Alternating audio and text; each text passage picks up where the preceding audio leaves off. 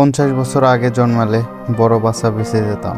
বাপের সাথে মাঠে যেতাম, ধান লাগাতাম, পাট লাগাতাম, মাছ ধরতাম একসাথে, ইচ্ছা মতো নদীতে ডুবতাম এবং 20-22 বছর একটা বিয়ে করে নিতাম।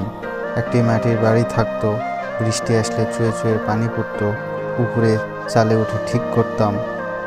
আর এখন ভাই, career, pizza, burger, iPhone, MacBook, drone, মাস শেষে বাসা ভাড়া, বাইক, আরও কত কি।